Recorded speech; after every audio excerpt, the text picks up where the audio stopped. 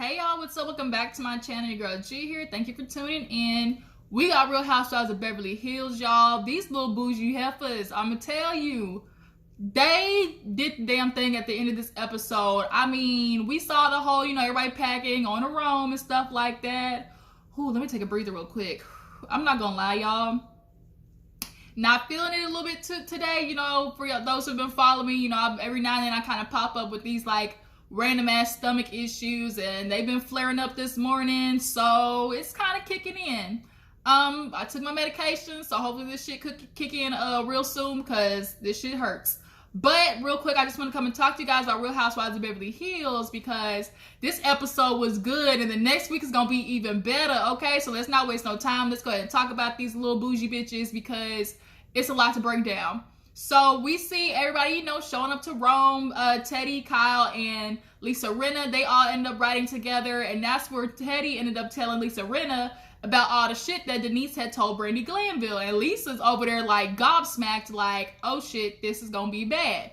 And then Garcelle and Denise actually end up coming later, and so does Sutton, and Dorit and Erica, and who else? Yeah, I think that's all the girls. Yeah, they all end up getting to the hotel, finding their rooms and stuff. They didn't do the typical, oh, we're going to do this to find our rooms, or, oh, we're going to, play this game to find our rooms. Nothing like that. Them bitches got their room, and it is what it is. The place was beautiful, though, right on, where the Vatican or something like that was at. Real nice room. Everybody put their clothes up. Dorit sitting hanging up all 6,000 outfits that she brought. She realized she overdid it when she opened up the closet, wanted enough damn space for all those freaking suitcases she brought. I swear, Dorit feels like everywhere she goes has to be freaking New York Fashion Week. And I get it. Dorit has some good looks, but girl, can we compact it down to 2-3 suitcases?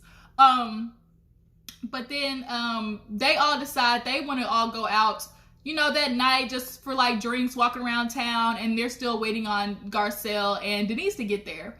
So, of course, Teddi's anxiety is up in arms about, oh my God, how am I going to be around Denise? One, I don't like that bitch because she had something to say about me. Two, here it is. I got this, rumor apparently in the back of my head that she, so-called cheated on her husband, but didn't cheat on him with Brandi Glanville, with that little dusty bitch. I never really liked Brandi on the season, on Real Housewives of Beverly Hills.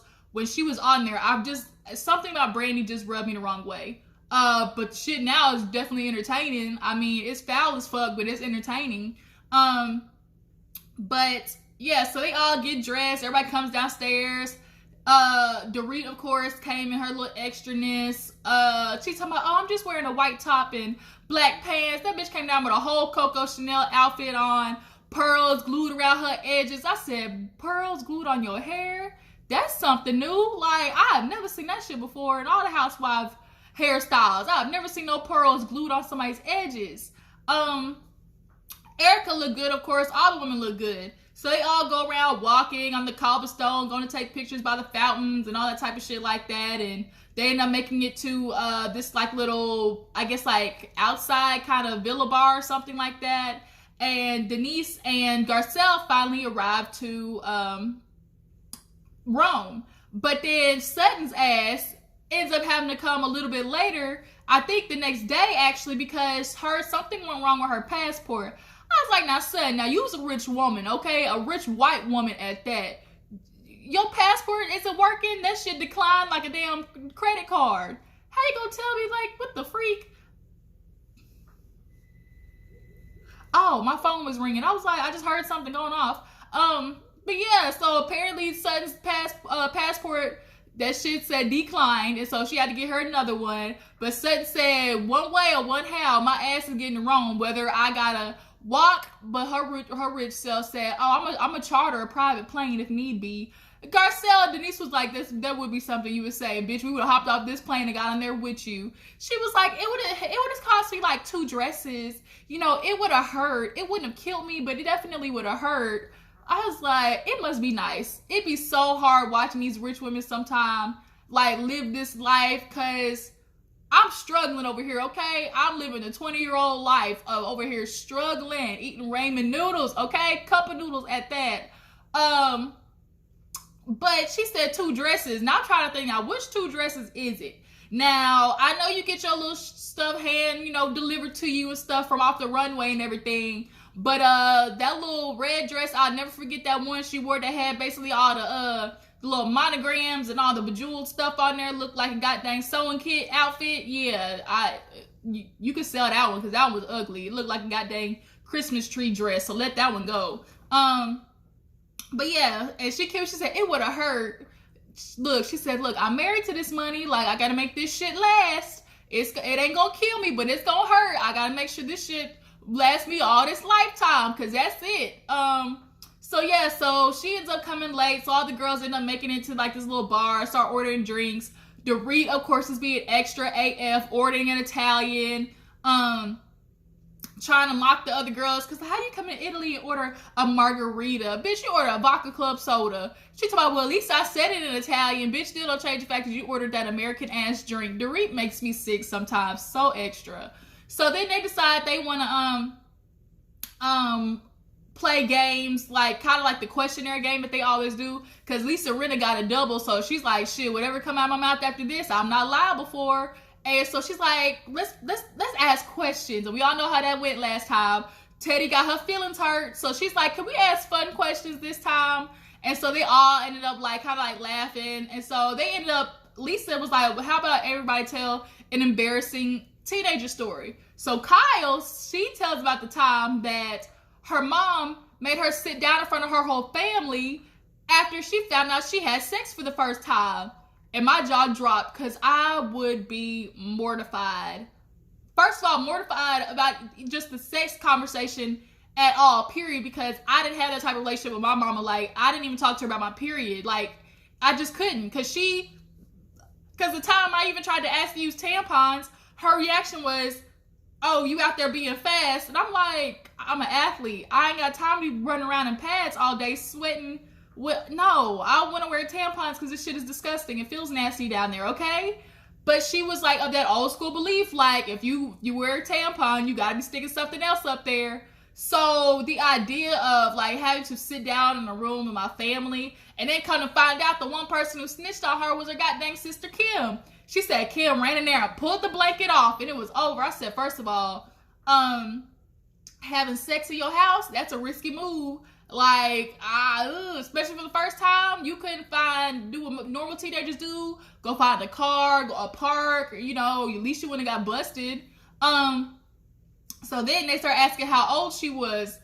Kyle got mute real fast. I mean, I'm not gonna say that. So, how old do y'all think Kyle was when she lost her virginity? I'm gonna assume like around 15-ish. Because her mama was a workaholic. They said that their mom was gone a lot. So she probably was out there, of course, living in rich Beverly Hills. Those kids is way crazier out there than y'all think they are. So, look, okay? I'm just going to assume Kyle was out there dipping and doing it, obviously, per story. So then they end up getting a call from Denise. And they're like, oh, we're just going to go back to the hotel.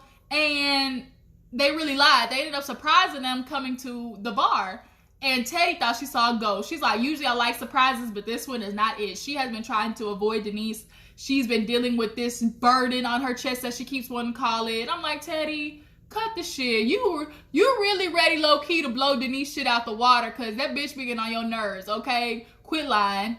But yeah, everybody gets there. Garcelle gets there. She starts talking about how she is in an awkward position because now that she's dating Chocolatey Michael, because she dated White Mike and they usually do Thanksgiving together, but she's considering, should I bring, my new Michael around? And I would advise no. How about, what happened to starting at like a birthday party, or, just a family function? Not Thanksgiving, like maybe we all do a barbecue or something and I invite Michael over. Like, start small and work your way up. Like, Thanksgiving, I'm sorry, you only come around with Thanksgiving, when it's really serious. And the way she made it seem like I'm single still until I got a ring, girl, yeah, Thanksgiving is not the introduction day at all. And as much as her ex might, has no room to be salty about it, that nigga's gonna be salty about it. So they all end up going to sleep. What happened? Yeah, they all end up going to sleep and they end up getting up the next day. They're going to A day full of shopping, okay? A day full of shopping, spending all their husband's money, ex-husband's money, whatever you want to call it, money that ain't theirs besides Garcelle's.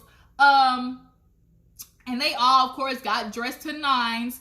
They end up, Erica had on this mean, like, cream white outfit. It was cute. But a day of walking in a white outfit, like, that's not smart. Kyle had on a cute outfit. Of course, Dorit had on that like bomber jacket that was cute. They start walking the stone and stuff. They get like a little history lesson. Erica talking like she might as well be the tour guide because she's like, oh honey, I've been to Italy a few times or two in this lifetime or in another. She makes me laugh. Erica is so blunt, like so, she has like a weird stoic charisma about her that I just am obsessed with. But yeah, so they end up stopping over there by these like little twin church towers or something, and then there's like this like Egyptian dude, and Erica's like, but there's a person in there, and then he like scares the ladies. Teddi damn near gave birth right there in the cobblestone. So then they start hitting up like the fountain, and they toss the thing into the fountain. You know, typical what Americans do in Rome. That shit had me like dying though when Dorit had Kyle take that picture of her. And Garcelle having me standing right there. She booted that bitch out the way. If y'all ain't see it, go rewind it. She booted Garcelle all the way up out the way. So then they go shopping. They hit up Fendi. And these bitches are running up the credit card, okay? When Garcelle asked, how much is this jacket? And that lady said, oh, cost doesn't matter. I said, the fuck it do? How much does jacket cost?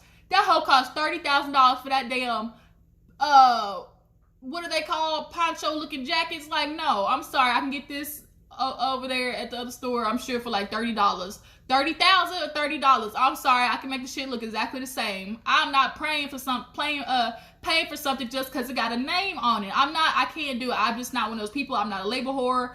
I'm not, because I just read this on Twitter the other day. It was like, I don't need to buy $700 shoes to prove I got $700. That part, okay? Because after you buy that $700 shoes, guess what? I done went over here to the goddamn Ross and spent $100, got more than you could have on that one pair of shoes, and my bank account's still full while you over there struggling to get your electricity paid for over some damn Jordans. I'm not gonna do it. Nuh-uh, not gonna happen. I'll count my coin hard. But a bitch will splurge on some food though. I'm bad about that though. But yeah, so they go to Fendi. They start showing they tab. Kyle spent damn near $9,000. Teddi spent like $5,000, I think. Lisa, she did a modest $3,200, a little modest $3,200. She said, yeah, I'm gonna be hiding that credit card bill real fast when I get back home to Harry Hamlin. And then Erica, you know, she spent, you know, Erica got her own money now. It didn't start out that way, but she got her own money now that she's on Erica Jane and got her own music videos and such. But after that, they end up going back to the hotel, get ready for dinner and stuff. And everybody's, of course, got their stylists and all that type of stuff. Like, Kyle cannot stand Glam Squad. They just make everything so much more dramatic, like so much more longer, because the looks got to be all extra as fuck and stuff like that. But nonetheless, everybody pretty much looked good. I'm sorry, Teddi, what was going on with the top part of that dress? Everybody looked pretty much good though for the most of the trip. But Teddi, that leopard dress, it just wasn't hitting for me. But they all sit down and talking about the day, and what did they order? Sutton ordered some wine and didn't like it. And so Garcelle kind of made like a little slick comment talking about, well, you know, Sutton doesn't like it, honey. And I think Sutton kind of like is just kind of peeping these like little subtle like rich woman jabs from Garcelle. So she was like, you know what, Garcelle, I'm not gonna lie, I was slightly, you know, bothered by you asking where I got my money from, and you know, I just kind of felt like it was rude. And when she said it, all the others were like, well, I mean, yeah, it's kind of a weird question to ask. And Garcelle just straight up said, now look, I'm blunt, it is what it is. Sometimes it can get me into some trouble, but you know, I'm sorry, girl, like, are you okay now? And she said, you know, thank you. And they kind of squashed it right there. So then it was like, well, does anybody else have some issues? So then Teddi used that as her opportunity to be like, look, y'all, I know I've been off. I've been acting a little weird. She sure as hell was acting weird with Denise at the damn Fendi store. Denise was trying to make small talk with her. Teddi wasn't trying to have it. Like, she was like, I'm trying not to be an asshole, but I just can't look at her right now. But she finally was like, look, Denise, I'm not gonna lie. I heard that you said some very unflattering things about me, so much so to the fact where, like, you think I'm lame, you think I'm trying so hard to fit in with the girls, I'm only here because of who my parents are. And Denise looked like dumbfounded. She's like, oh my God, like, where did you hear that from? She's like, Brandy Glanville. And the minute she said Brandy, it wasn't even what Denise was saying. This whole confrontation, it was Denise's reactions, her facial reaction, her body language was what giving it away.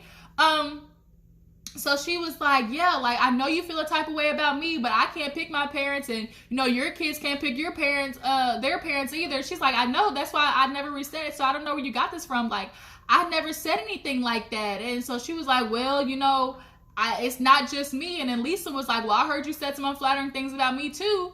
And she's like, I just really hope you would have told me. And Denise was like, yeah, like, of course I would have told you. And then so Lisa's kind of been noticing, like, Denise is acting a little bit differently from the first season, because the first season, Denise was letting it all hang out there. Let's keep it real. Denise was just kind of like, she was very fun-loving, funny, like, was telling all the raunchy jokes and stuff like that. But I'm starting to think after the first season, what happened was either somebody from her kids' parents' PTA club or something, or somebody from her inner circle probably pulled her to the side and was like, look, Denise, like, we're just letting you know, like, people are probably saying, like, your kids shouldn't come to the parties or something like that. Like, something around that had to happen, because she is doing a complete 180 then from the first season. So then after that, Dorit was like, is it possible that, Brandy could have lied? And Kyle's like, why? Like, there's no reason for her to lie. Like, why would she do that? So then, Lisa was like, well, it wasn't just me. Like, you said something about Erica too. Erica peeped up and was like, you say something about me, Denise? And Denise was like, I have said nothing, you guys. I promise you, I swear to God, I have not said nothing. And then her confession, she's like, Brandy Glanville, that's your source. Now look, I typically had that reaction too when it comes to Brandy Glanville. You can't trust that skinny bitch as far as you throw her. But in this particular situation, when people are telling very detailed stories, it's kind of hard not to... When people offer up details that aren't really asked for, it's most of the time because they're true. Like, in most situations. Like, and the stuff that Brandy was saying about the ladies was very specific.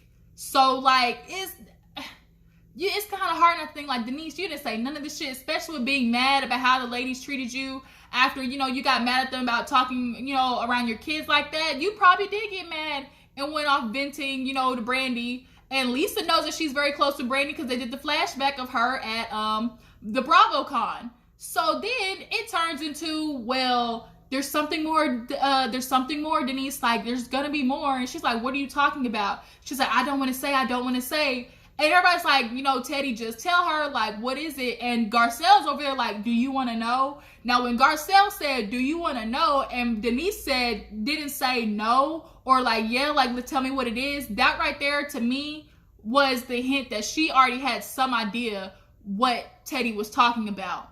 So she was like, well, there's going to be more. And she was like, well, there's no truth to that. Hold up. What do you mean that? So Teddy's like, oh, so you already know what that is. I was like, oh shit, Denise that stuck her foot in her mouth. Damn, Denise, she was almost scot-free. Denise, she stuck her foot in her mouth. And so she's like, no, to none of it. So then everybody's like, just tell it. She's like, I'm not going to torture you no more. Brandy said y'all fucked. And she was like, oh my God, no. Garcelle was like, well, did you? She's like, no. Now, Sutton came up with some tea talking about she heard this already about Denise, and she didn't say anything because for what? And she ended up checking Teddi like, well, why did you even bring it up? Like, are you more concerned about what was said about you or about what's going on with her?